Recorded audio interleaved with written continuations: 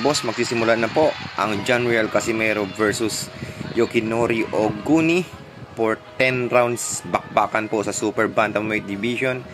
Andito na po, ito na yung pinaka inaabangan na laban ngayon, hindi lamang sa Pilipinas kundi pati na rin sa buong mundo. So kita nyo mga boss, punong-puno talaga yung venue. Talagang inaabangan talaga ang ating pambato sa Japan mga boss. At sikat na siya dito ay. Start. The opening round, nice fight agad. Gusto agad tapusin ni Casimero mga boss. Pero kailangan niya mag-ingat mga bossing. Tiri agad. Ayaw nang patagalin ng laban. Gusto nang tapusin agad mga bossing. Let's go. Pero kailangan mag-ingat. Nice left. Pero kailangan mag-ingat ang ating pambato dito mga boss. Baka ma-counter siya. Yan, Puntirya Bodega.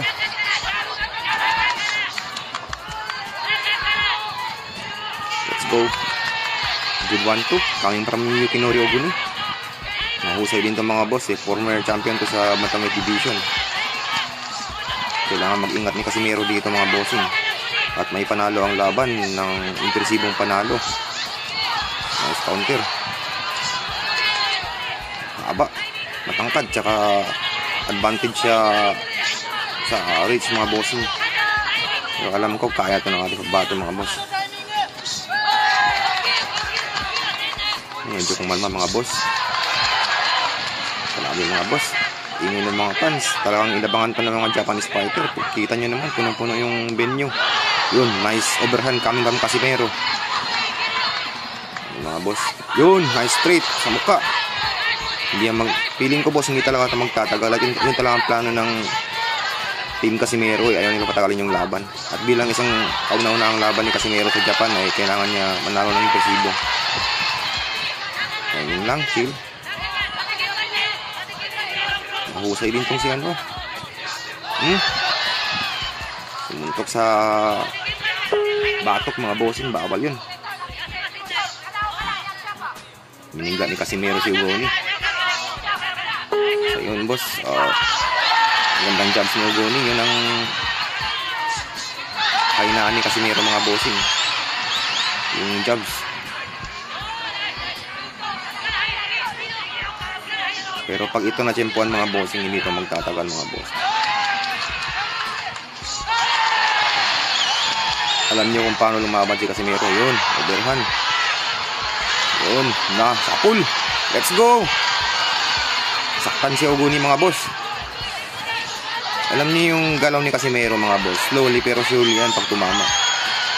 Yun, nakaganti mga bossing. Dadaanin lang to yung sa puntos ni, yun, another left. Sa mukha. Lakas ng mga bossing. Matibay din si Oguni mga boss. Oh. Hindi pala knockdown yung mga boss. Let's go. End of round 1. So,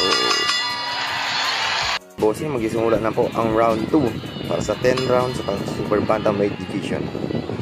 Ay, makunat na itong si Oguni mga boss. Ilang beses yung tinamaan ng solid.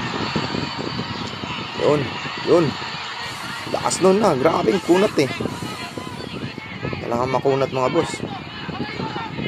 Mala Pilipos din ang kunat nito eh. Yun.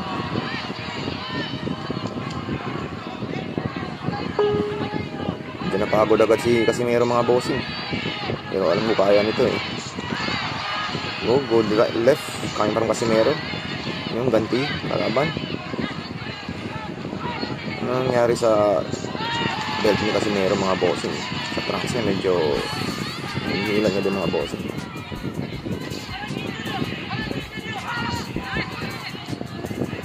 Kunat ng kalaban mga boss. Ilang beses yung tinamaan ng solid eh. Masipag dumbing ito ng mga ng jabs. Tsaka 1-2 straight. Haba din ng kamay. So, another overhand. Pag yung tinamaan boss yun. Isa pa. Yun. Sakul. Tibay din. Ilang beses yung tinamaan mga boss yun. Talagang matibay eh. Tibay talaga ng Oguni mga boss. Tibay ng mga Japanese fighter. Maliban na lang sa nakalaban ni Troy Saludar kanina. Yun, nakatama. kakayanin yan ni Casimero mga bossing, yung ganyang klaseng suntok. Tested na yung panga ni Casimero mga boss sa malalakas sa suntok. Alam yan ng lahat mga boss. So hindi natin kailangan mag-worry. Huwag lang siya matamaan sa bodega. Kasi hindi ko pa nakikita na natamaan sa bodega si Casimero mga boss. Pero pag sa mukha, tested na to mga boss. Sana ito sa brawling mga boss. Nagreklamo si Casimero mga boss, nanuntok sa batok Sige, pag yung sumuntok si Oguni, dadaan lang to sa puntos dahil yun ang style ng fighting style ni Oguni mga boss Yun din ang kainaan ni Casimero mga boss. Tangkad ng kalaban.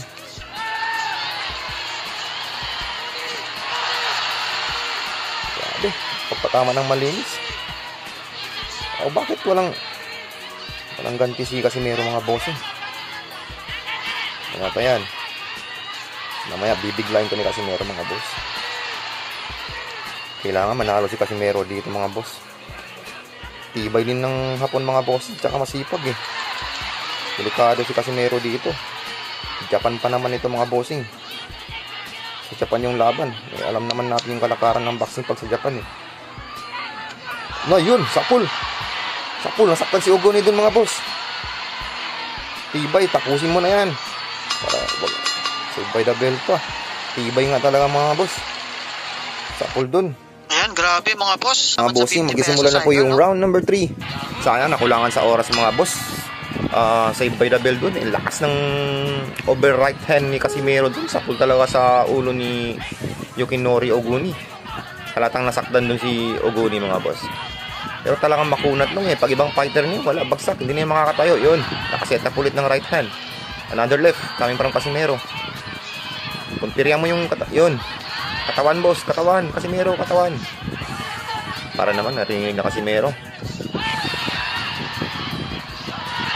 Nice counter kanya ng Oguni.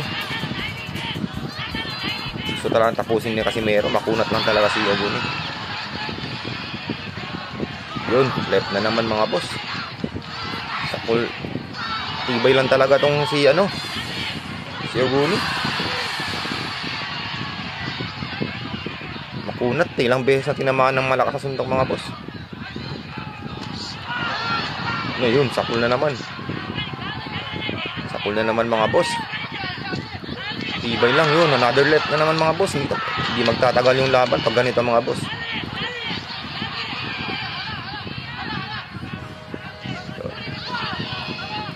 Mga boss, continue tayo sa round 3. 1 minute left for round 3.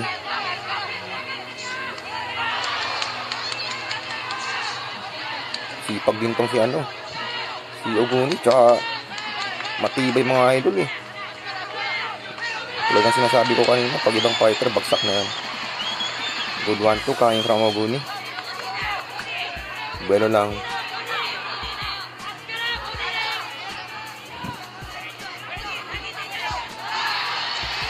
Nice upper, coming from Oguni.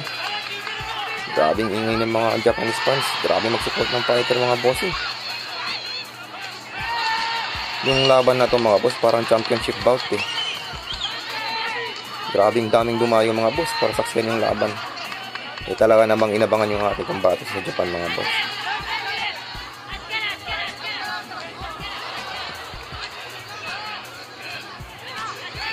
Good.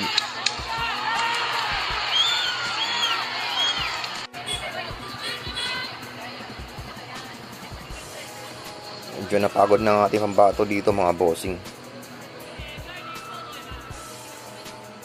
Hingal agad si Casimero mga boss. Alam naman natin na naganda to Makunat din talaga tong si Yukinori Oguni.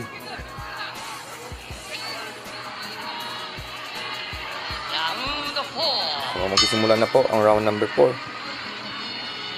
Yan, round 4 po tayo mga idol, no? Sa mga gusto pong magpaabot ng tulong at suporta dyan, yan, donate any amount lang po mga idol. Kailangan husayan ko ni Casimero mga boss para mas lalong umangat ang ranking sa major sanctioning bodies ng boxing, tsaka magkaroon ng kalukuhan, banggaan ng ulo mga boss. Tsaka bumagsak na yun eh. Bumagsak. Tinamaan yun nun eh. Nangyari na naman yung hindi natin inasahan, kagaya na nangyari kay Akaho mga boss. Naku po.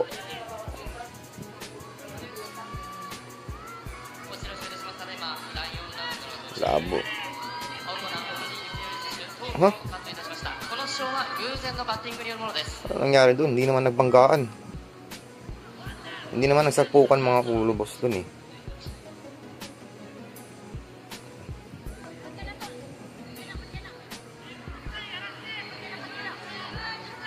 So, continue yung laban. Pangit kasi pag...